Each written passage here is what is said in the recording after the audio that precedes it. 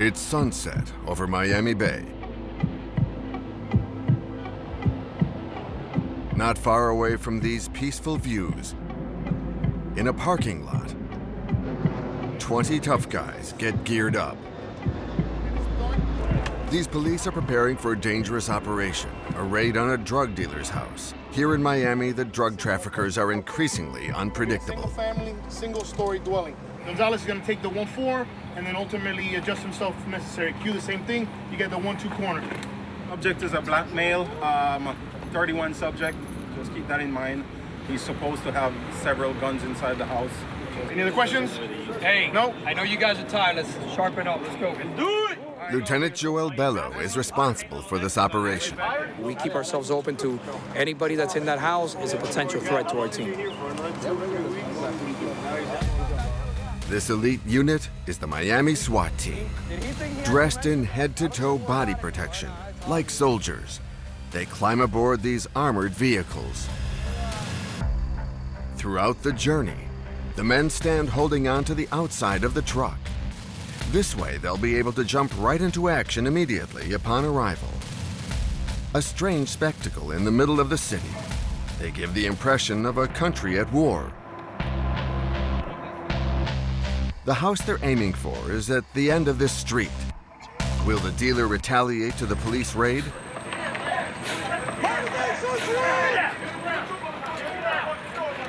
Terrified, a man at the entrance of the house gets down on the ground as the police arrive.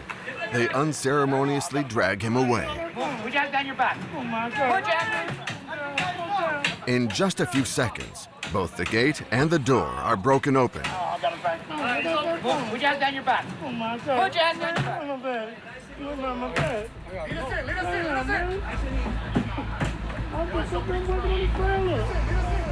But in a dramatic turn, two individuals escape from the back of the house.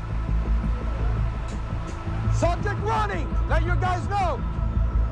Lieutenant Bello informs the other police units on site. The two suspects won't get far. They were arrested just a few meters away from the house. Inside, two frightened children and their mother give themselves over without protest.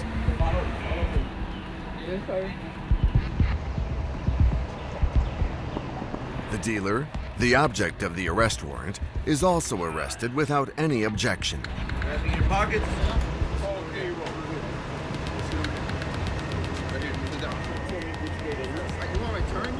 I'll turn myself. I turn myself. Listen, you're a tough guy now. I'm not a tough guy, but if you're going to arrest me, take me in, and all that, let me get a lawyer and all that sort of. Inside, the discoveries made by Lieutenant Bello seem to suggest that he was indeed at the head of the drug trade. A gun ready to go that he obviously uses here for protecting his narcotics hole. And as we keep walking through the house, this is something that was recovered afterwards in the attic. We do an attic search as well. This is a sawed-off shotgun, a magazine for an AK-47 or an SKS, some of the money and some of the narcotics. At the back of the house, they even found a sniper rifle.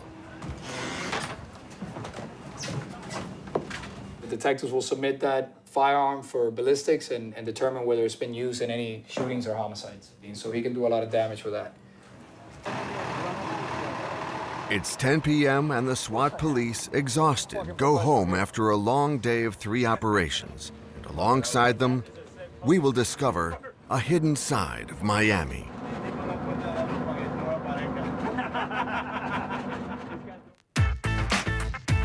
Miami is one of the most idyllic cities in America. With its tropical climate, you can sunbathe all year round on the endless beaches surrounded by turquoise waters.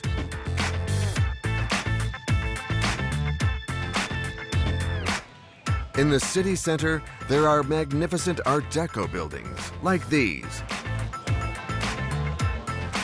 Very close by, on the beach side, is the realm of the show-offs.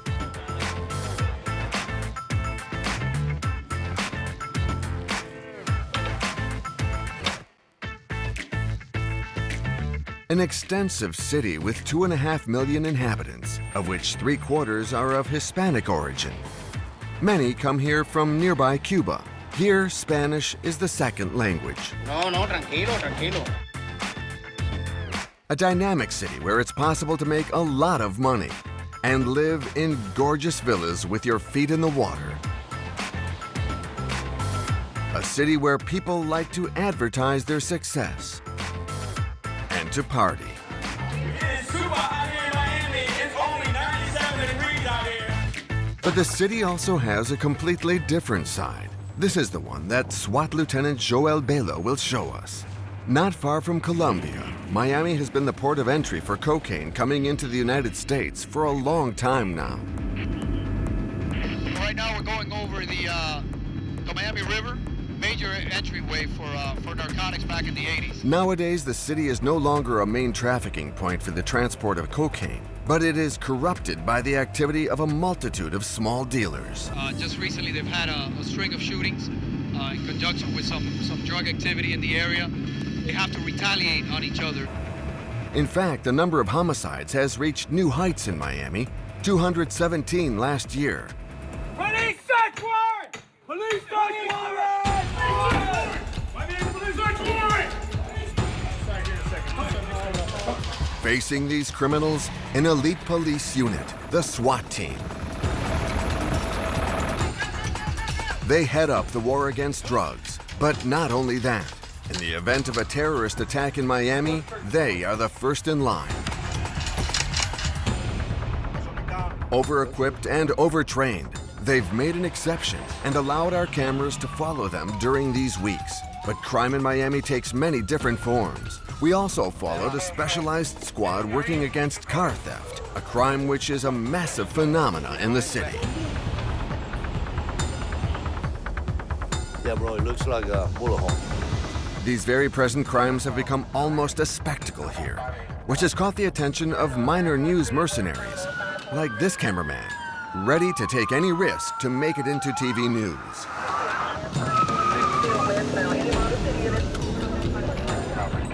So then I steer with my elbow and I listen to my scanners like this, doing 80 miles an hour. Riding along specialized units diving into the heart of crime in Miami.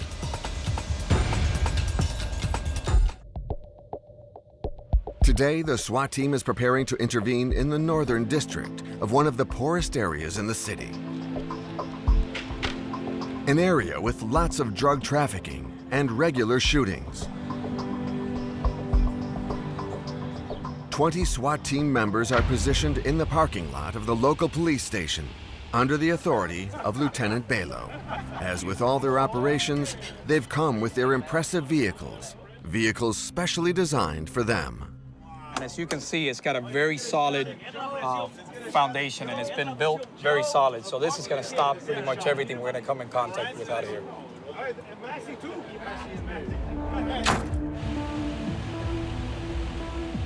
It's even equipped with a gun tower for an elite shooter. It's a stable platform. That officer is just dedicated to providing protection for the team as we approach that final location. They use these vehicles to open the way thanks to this ramming truck. Both the Bear and the Bearcat have a battering ram that we can attach in the front to mitigate doors. And on top of that, it has an injector system that we can deploy gas through that system as well. Gives us a great advantage into getting into some of the structures that are heavily fortified.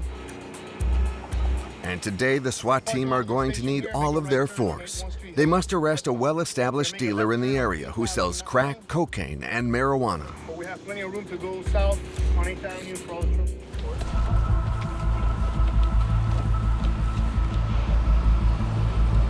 The convoy sets off.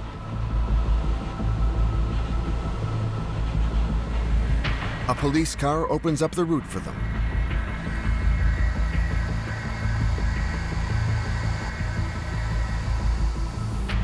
They get down from the truck 30 meters from the house and follow this route so they will not be spotted.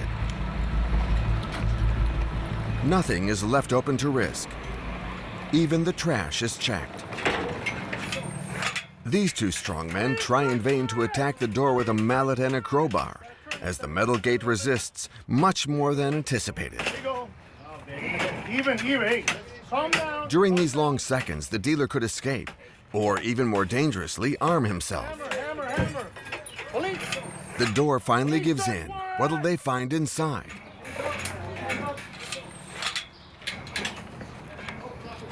The dealer, overwhelmed by the police's force, is overpowered. Academics, like I told them.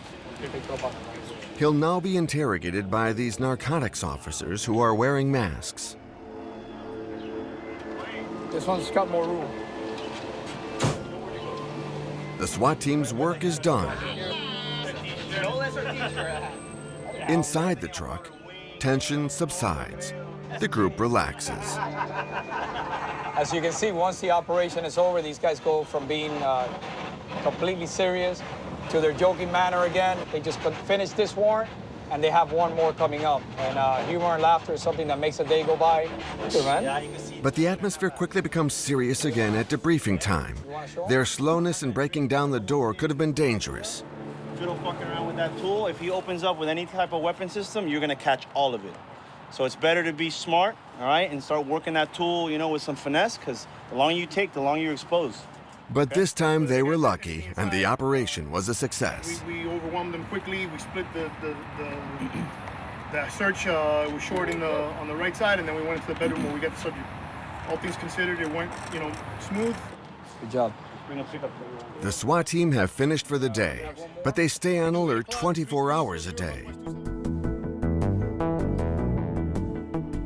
The SWAT team headquarters is located outside the center of Miami, in this office-filled area. The building accommodates the elite unit's vehicles and its 30-man team. With 19 years of service, Troy is one of the eldest. He takes us to visit an area normally inaccessible to common mortals, the SWAT Armory.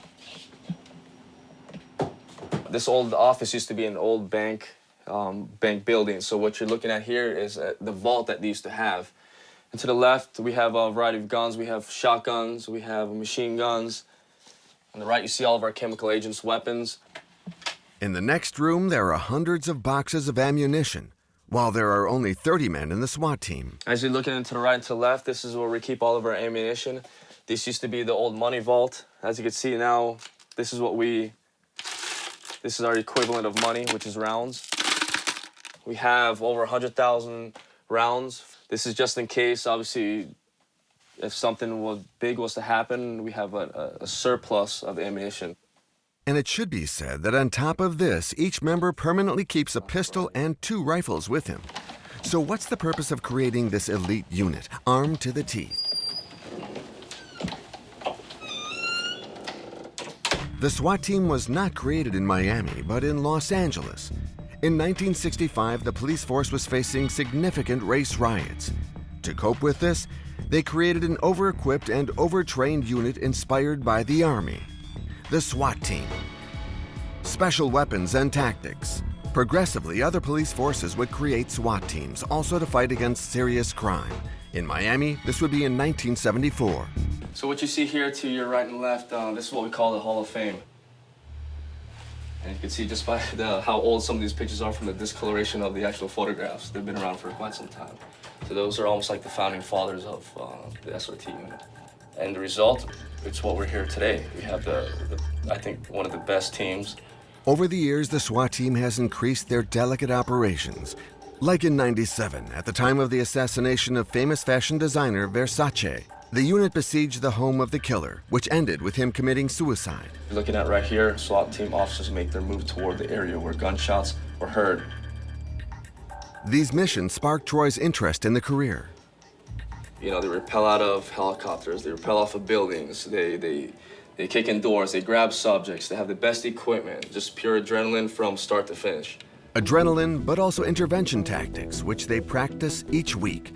Tactics they never stop working to improve. What's going on, Dick? Here they do an exercise for a hostage-taking situation. Bad guy's down, he's secure, but now we have injuries all over the place. And we know that this is a clean room. This will be our casualty collection point. But beyond theory, it's practice that they work on the most. A few kilometers from the SWAT HQ in this small green area is where the elite police come to do their training. Troy has hundreds of operations under his belt, so he is one of the best qualified to pass on his experiences. All right, guys. Hey, Platono, grab your stuff. Hey, let's gear up and start. Troy will run the training session. These men have the same equipment as the U.S. Army. As you can see, it's the Colt Commando. This is our primary weapon that we use to make entry inside of these structures. TV, a lot of the military uses this type of weapon.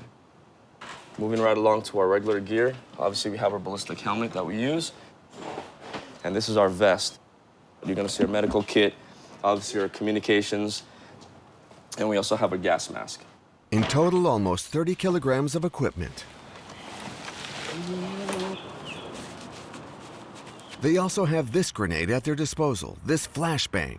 These explode with lots of noise and light, which helps them neutralize the target for a few moments. She hasn't ran in the walls, she almost died. I almost died yesterday. No. She almost died.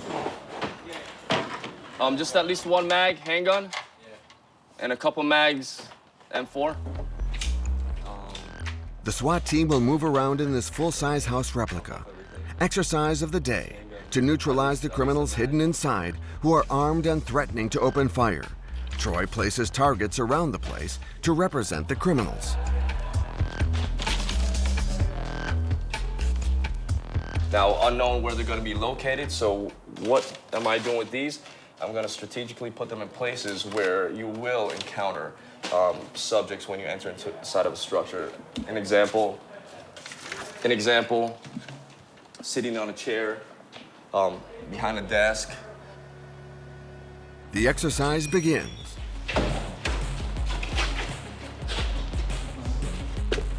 Okay, so what he's gonna do now, he's gonna take a quick look, which is gonna take a split second, and then he's gonna go and he's gonna pick a side. Troy teaches his men the art of protecting one another. As I'm crossing this threshold right here, and he's gonna cover my right side. So as I'm walking, he's gonna cover my right side, and then I'm gonna be good. So now all I have to worry about is this, and my guy's gonna cover the flank. So that's basically the concept of room clearing. It's all about covering angles and covering your flanks. A progression is made with extreme concentration. They gotta see, they gotta identify the subject, identify the threat, and take the shot. And all that is within seconds. We move on to the practice. Move.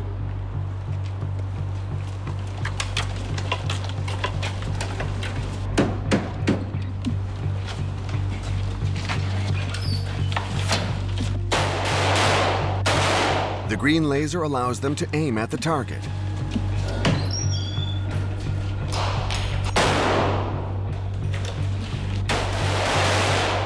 The SWAT team, like all police in the US, are permitted to open fire much more freely than most police in Europe. As soon as a weapon is pointed at them, but also if they believe that a concealed weapon is going to be used. Index, put them on safe. As you can see, they did an excellent job. As you're looking at from the doorway to here, it's about 10 yards, give or take, and they all hit center mass. Let's rewind again. They regularly repeat these exercises multiple times each year so that these movements become automatic. For the SWAT team, training is very necessary in order to deal with increasingly difficult situations. In the US, mass shootings are more and more common in universities, schools, and churches. In 2015 alone, 475 people were killed in mass shootings. Today at the University of Miami, the police are going to take part in an exercise. You wanna fuck with me? You wanna fuck with me? I see you. Where the fuck's Tony? Where the fuck's Tony? The scenario is simple. Two shooters are spreading terror on campus. Normal policemen step in first of all. You got a guy right there. They free some of the hostages and neutralize one of the shooters. Oh no, that's a fucking bitch now. You! No.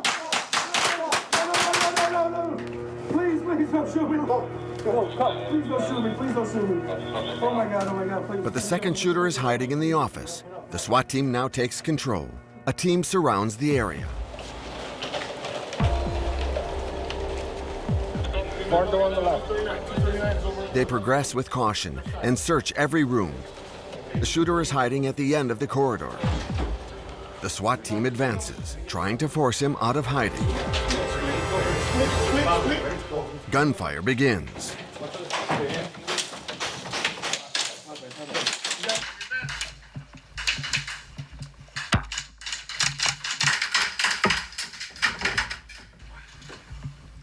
Subject down. This elite unit intervenes in the most sensitive situations and also deals with drug traffickers. But Miami is also the setting for another kind of crime.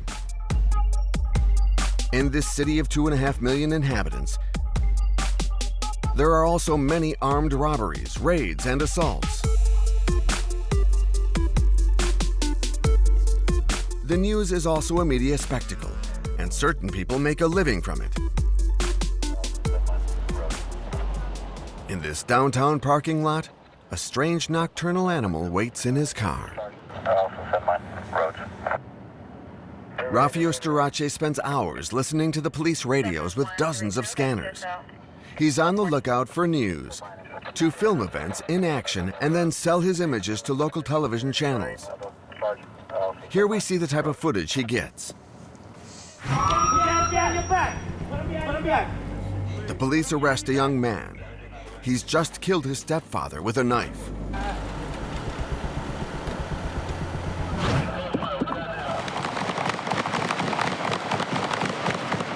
And also this shooting, during which the police shot down 2 men.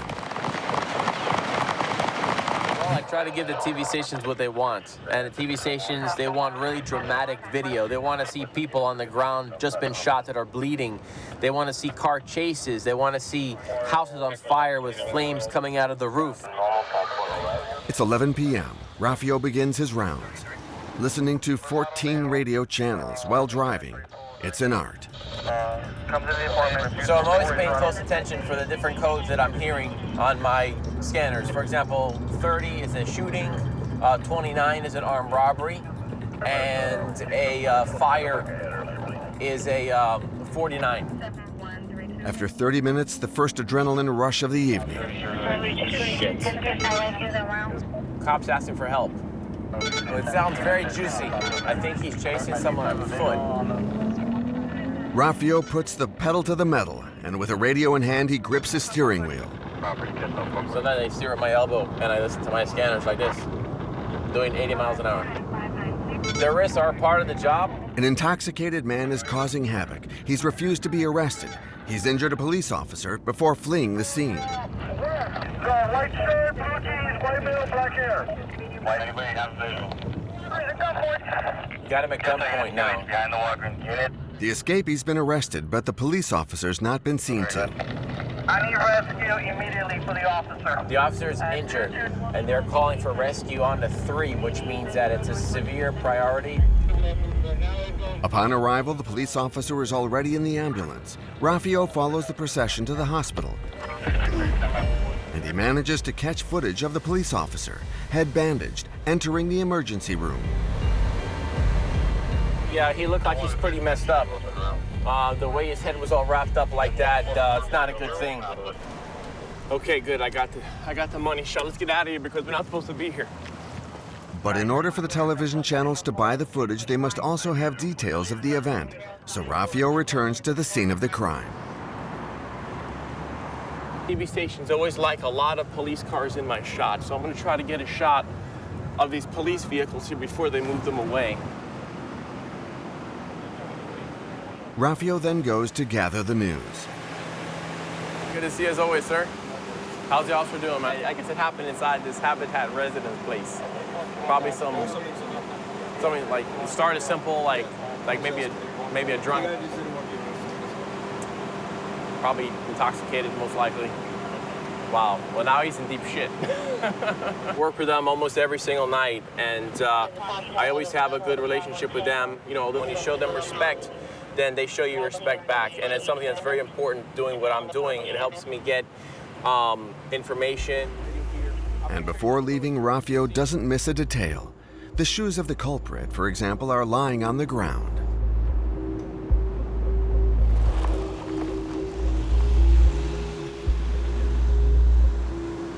There's a lot of stuff going on. And when it's like this early, it's gonna be a good night, I think, man.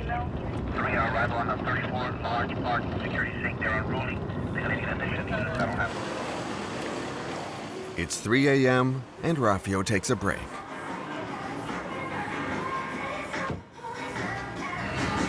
Definitely tired tonight. Gotta get some energy drink, some food, so I can keep on going. An energy drink and a hot meal to go. He eats his meal in the car and listens to the radio, so he won't miss any potential action.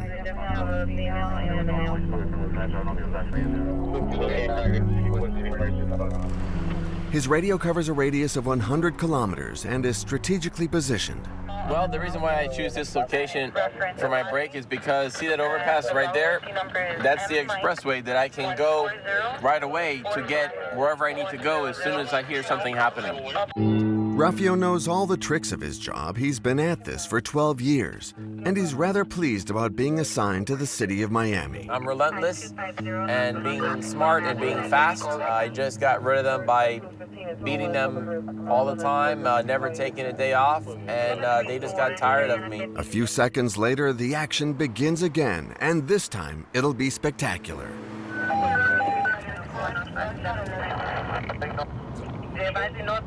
Armed robbery subject is. He's fleeing.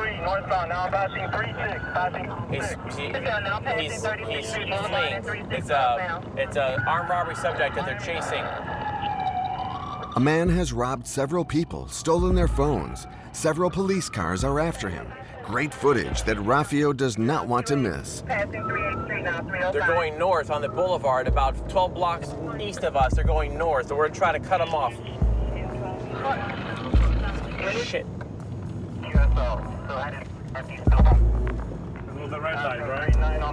I have to. It's very dangerous, that's for sure. I might get killed someday. Rafio approaches the police and finds himself face to face with them. Here we go. They're right there. They're right there. The first car is the fugitive. Behind it, a line of police cars.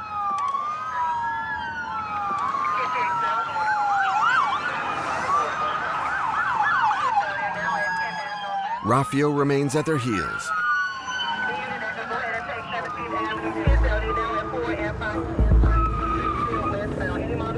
He reaches a top speed of 130 kilometers in the middle of the city. A lot of police cars. It's probably about 20, 30. It's an armed robbery subject. They gotta get him. A few seconds later, all the police cars come to a stop. The fugitive has attempted to flee by foot. But the police, greatly outnumbering him, catch him and slam him violently against the car.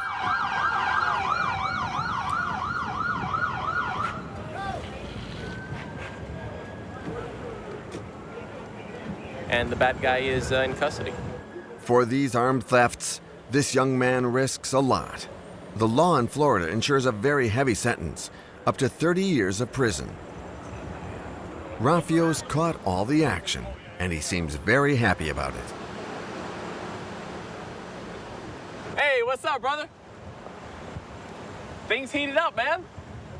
Nice catch. It's awesome. 2 seconds. I know, right? Hey, that's awesome. It came out and I started going. Nice. You guys got the bad guy. It's been a good night for Rafio, and the evening comes to an end.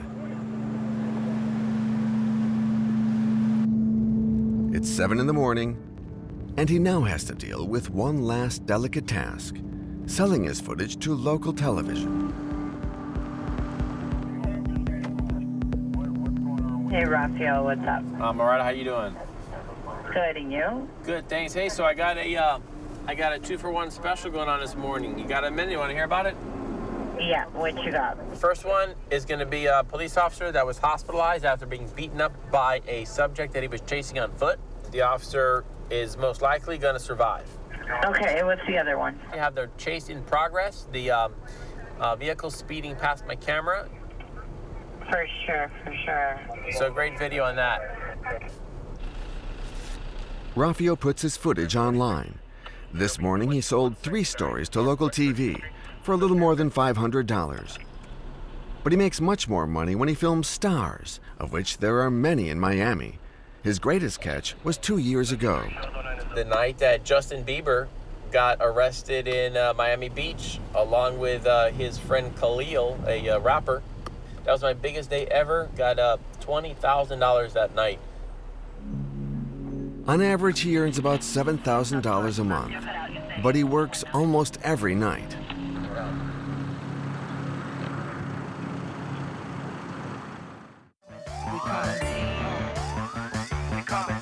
You thought it was a game. During the day, Miami becomes a city of pleasure, a dream destination where you can enjoy dozens of kilometers of turquoise beaches. 12 million tourists visit here each day.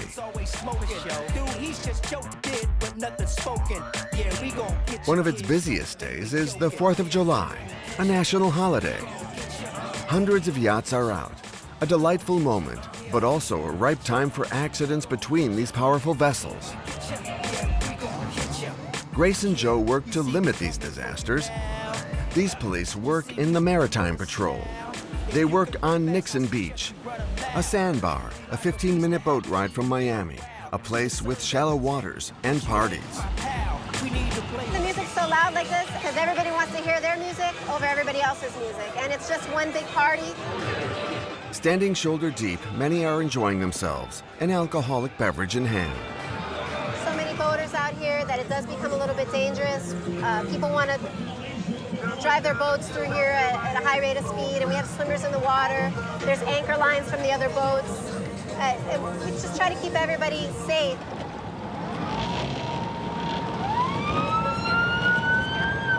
Not long after, Grace comes across a group of young people who are particularly hectic. They're trying to leave.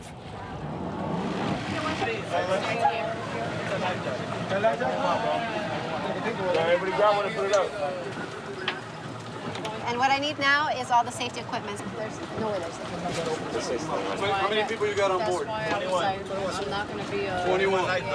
The reason I stopped you is because you're driving and you got all these people in front of you and you can't see where you're going. The vessel's overloaded. And the vessel's overloaded with people. You see how low it's riding in the water line? Any movement of anybody on board here can switch you, move you, top you over to one side or the other. Yeah, but we come every week, man, so we know what we're doing, man.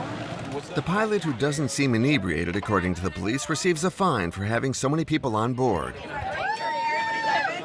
Cameraman, just do me. Okay, and all I'm doing is giving you a citation. Okay, it's a $90 citation. Okay, I want you guys to be at home safe. And you got a lot of people on board. Okay? You're ultimately responsible for every life on board. I know that. He's got to see. He's got to be able to see, okay? I'll see you. Stay tuned to the next episode. The group returns to the marina while Grace and Joe continue their patrol and pass through an isolated part of the bay. Oh, the pretty houses. That's probably like 15 million right there. There's a smaller one on the inside selling for 12 million. An area of incredible luxury frequented by the world's finest. President Nixon used to have a house right here, and that was President Nixon's helipad. Sometimes even President Obama comes here and has brunch with some friends that live on this island. But in a few minutes, Grace and Joe will leave this show of riches and come upon one of great distress. They called that they found an abandoned Cuban migrant raft in the area of out in the ocean side. Cuba is just across these waters, 300 kilometers from Miami. We have a lot of Cuban citizens that come across. They're looking for freedom. Cuba right now is a dictatorship, right? And it's a very poor country. So a lot of people are looking to cross over. Grace and Joe must check if there are migrants aboard and secure them. It looks like you're dead on. You're about 2 miles away. Yeah, it's about right, almost at 12 o'clock.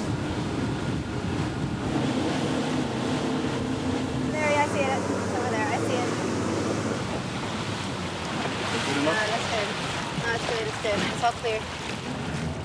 On this makeshift boat, some migrants will have braved the ocean and its storms for several days. A small boat made with metal containers and a tarp and an old engine. See vessels this size, and they'll be packed with with anywhere from 2 people to 20 people aboard a vessel like this. Obviously, you can see there's not much room in there. They have bottles and bottles of water. They never know how long they're going to be out at sea. The boat's passengers have probably been taken by people smugglers off the coast of Miami. It's a desperate attempt to make it to the U.S. by any means available to them. The Coast Guard intercepted almost 5,000 migrants out at sea in 2015, a figure which continues to increase. A few minutes later, a new radio call. Yeah, you got an accident with injuries for jet skis? North Beach. A collision between 2 jet skiers. A young woman is injured and has lost consciousness. Firefighters are already on the scene, but their boat cannot get to the beach. The water is too shallow. Maybe you guys can come on board and... The victims regained consciousness, but seem severely injured. Trim down, trim down, trim down, trim down. Oh, all good. We're going to take her out on our boat. Remember, she's not secured, okay? Not secured. So slow right here. Secure her right there. She has strong pains in her head and neck. She must be taken to the hospital immediately. Her boyfriend, who is driving the jet ski, is extremely concerned.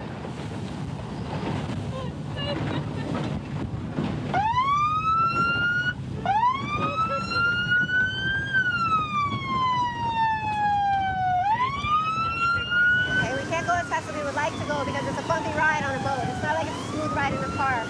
The patient can get further injured by any of our movements, so we want to make sure we keep her as stable as possible. At the marina, the ambulance is already prepared.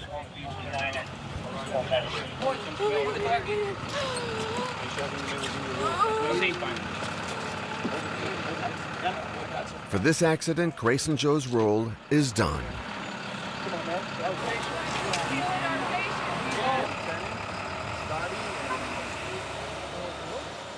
At the end of the day, they'll head back towards the city. And they're not the only ones. Today is the 4th of July, Independence Day for us. So at about 9 o'clock, we're going to celebrate it with a big fireworks display. Everybody wants to be up close and get the best view. There's a few hundred boats here, at least 200 boats. Easy. Everybody from the sandbar came here. There's plenty of traffic, and the police officers take a tour. You're either going to have to be further back or in the crowd, but you can't stay right here. Okay? Thanks. Thank you. And finally, everything's ready, and the show begins. I'm very fortunate to have the job that I have. I've been able to see these fireworks now for 16 years. This is my 16th fireworks show, the same spot on the boat.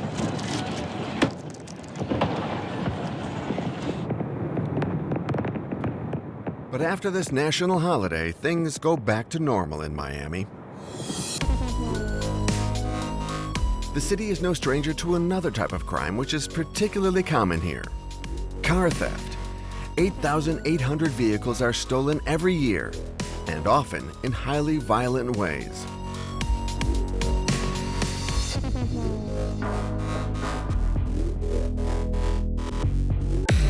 Like in the images from this hotel security camera. A man seizes a vehicle while it's being loaded and takes off at full speed. He crashes into 6 people. 1 person is seriously injured. To fight against this scourge, a special unit's been created.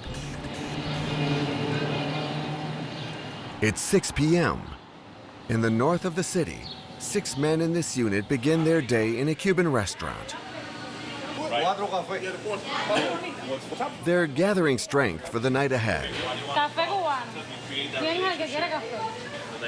Chances are it's going to be a long night. You never know what's going to happen in police work. That's why we drink a little coffee. The detective Ray Curbelo is a former Army paramedic and has been in the Miami police for 27 years.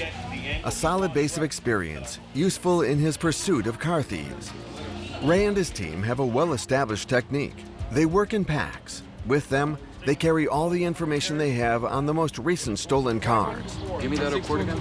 Ladies is still out, so we have those 4 cars that we're taking somewhere. One was in the north end, so we might run into 1 or 2 of these. Get it going. All right, let's go pursue them. And to find them, they roam the city in ordinary cars.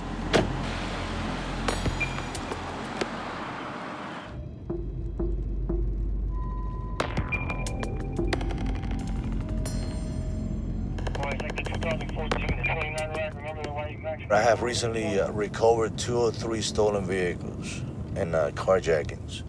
People who steal vehicles and commit carjackings, they come back and they dump the vehicles here. In many cases, they live here. That's the reason why they come home, so they can bail out and escape police. About 100 meters away, one of his colleagues asks for assistance. He stopped a car. He's curious about its expired license plates. Ray comes as backup to monitor the 2 men in the car. Your hands on the car, man. I want to pat you down. All right, don't be jacking me pat up, you down, man.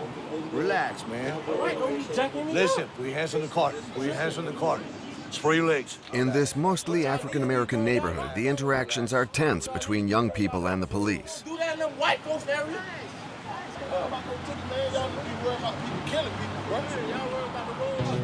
In fact, the car's not stolen. The young men simply didn't renew their license plates. They're let go with a warning. Let me tell you something. A few minutes later, the alert is more urgent. A man was stealing a luxury car. He's taken flight after seeing a police officer. Ray rushes over to help his colleagues.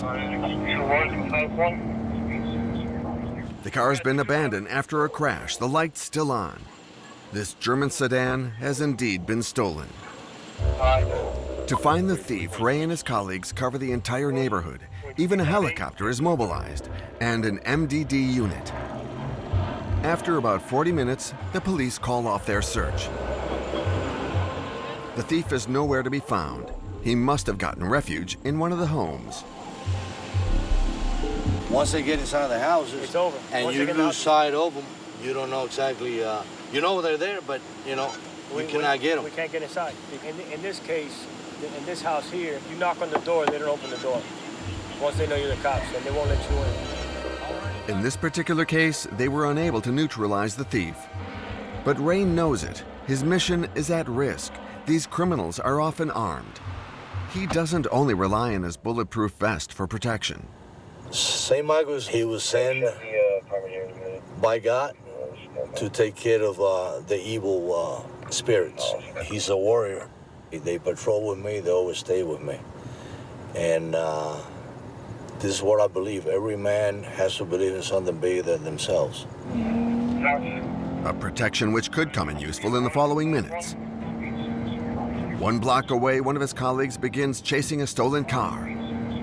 Ray rushes to block the route of the thief.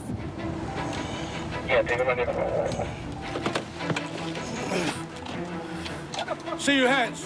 See your fucking hands right now. See your hands. Other officers are already on the scene.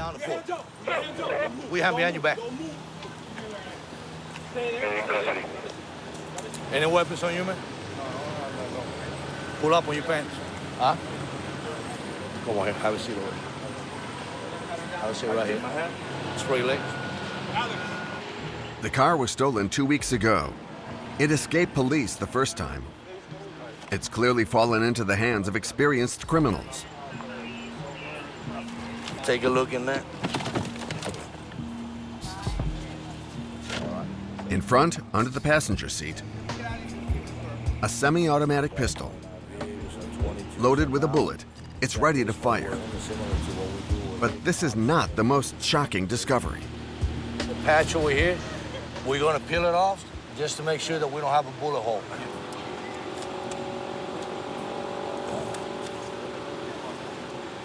Yeah, bro, it looks like a bullet hole. What does it mean? It means that he was probably involved in some type of shooting, and apparently somebody shot back, striking the vehicle. Good job, bro. Thank you, man. Good job. Appreciate it. Okay. In his fight against the traffic of stolen cars, Ray has tonight perhaps avoided another raid or a new shooting in Miami.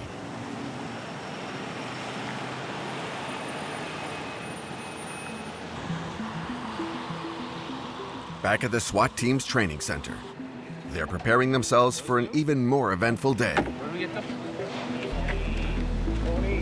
of the ship is the Biscayne Lady. Biscayne Lady, 111 feet. Passengers were being hijacked by 3 hijackers. 3 hijackers with assault rifles and handguns. They have to face a large-scale terrorist attack.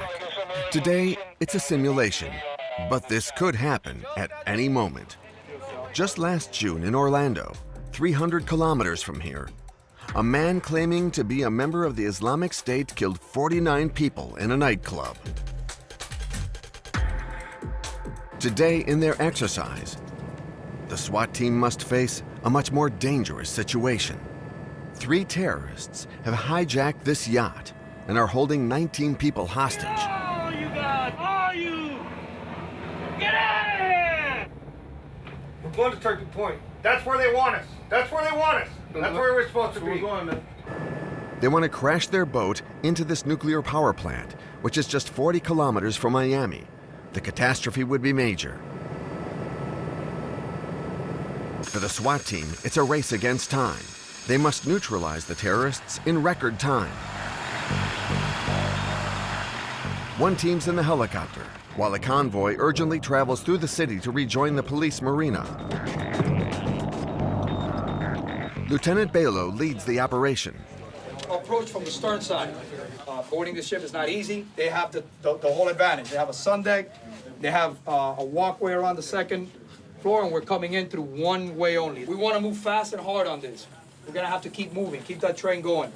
In this simulation, they're using training ammo, which marks their targets in a bright color. They speed towards the boat. And for this simulation, the police has mobilized significant resources. On top of the yacht, there are 5 speedboats, 3 helicopters, 60 men in total. The approach time is critical. Exposed on their speedboats, they're an easy target. To protect them, in the helicopter, sniper follow the hostage takers. State snipers, be advised you have a Delta order in case you have a shot. Verify you have a Delta order in the event that you have a shot accessible. Forward. To destabilize the terrorists, they approach both sides at the same time.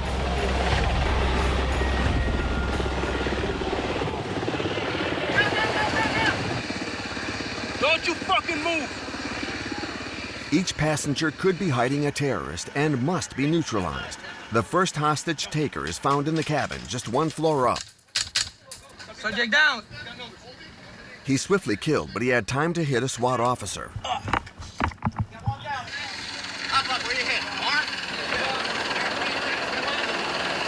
Five, 6, go. Bridge, to the bridge. It's a delicate procedure. There are several passengers to neutralize. Hold here, hold here. Crawl out to me. Let me see your hands. Get on the ground, flat on the ground. Do it now, flat on the ground. Don't reach for nothing. There remains a crucial step. To eliminate the man threatening the captain, the first police officer is shot. The second shoots the terrorist. Subject down. 1 hostage taker remains, but they can't find his hiding place. They advance towards the bow.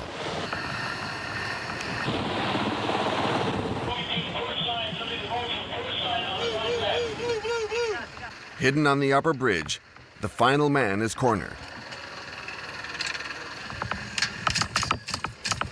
Subject down!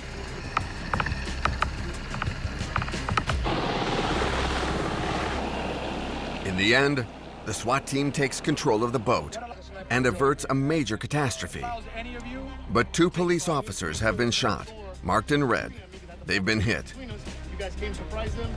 Fortunately, this particularly dangerous terrorist attack situation is not a daily norm.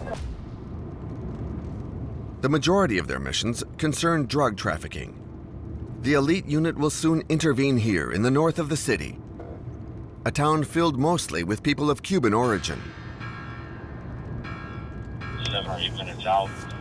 Lieutenant Gonzalez and Detective Hahn have come here today to find the remainder of evidence that will authorize the arrest of a dealer. It must be said that one part of this town is infested with the drug trade. See that place over there where they're hanging out? We get some drug sales out of there. You can see some of the users also.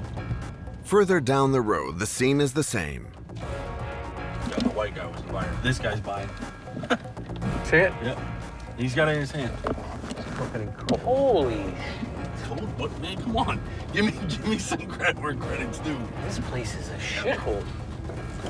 Bro, selling from every corner. Every corner. A fed-up local has indicated to them a drug traffic operation taking place in a house. And they indeed discover a dealer selling marijuana and cocaine. They track him down once and for all. This is the location with the blue tarp on top of it. You see the seller? That's one of the targets of the investigation. That's a target location. He was outside of the house. We know that he's there.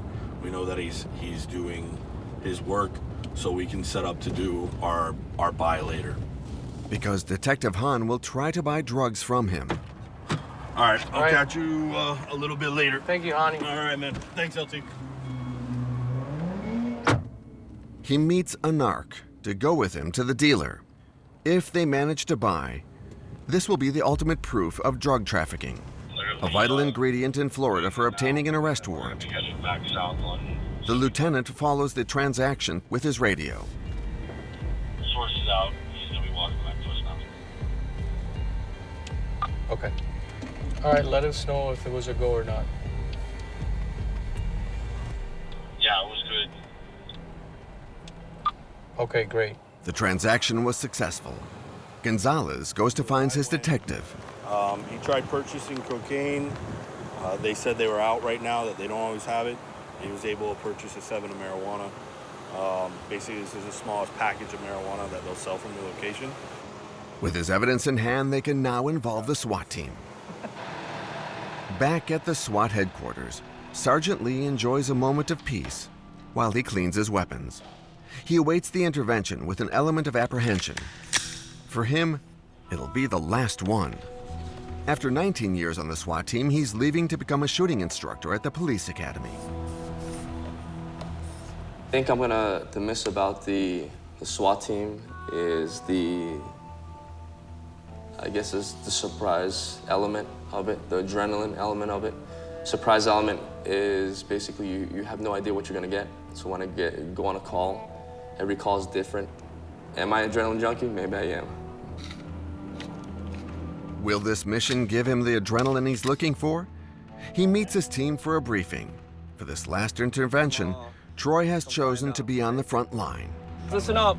We're gonna cross 103 Street. We're gonna make a right-hand turn onto Northwest 101 Street, and we're gonna be approximately 10 seconds out, all right? It's a short route.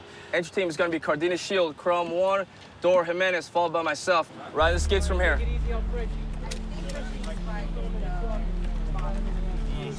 Good?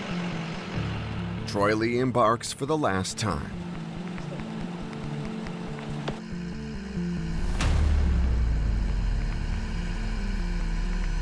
A few minutes later, and it's time to attack.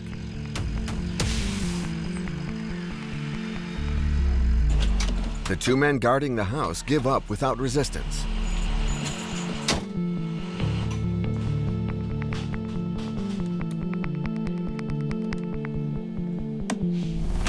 The dealer is arrested without a fight. Stay over there by the street. It's Troy Lee's final mission, and it was nothing out of the ordinary. When we made entry, everybody complied. Everybody showed us their hands.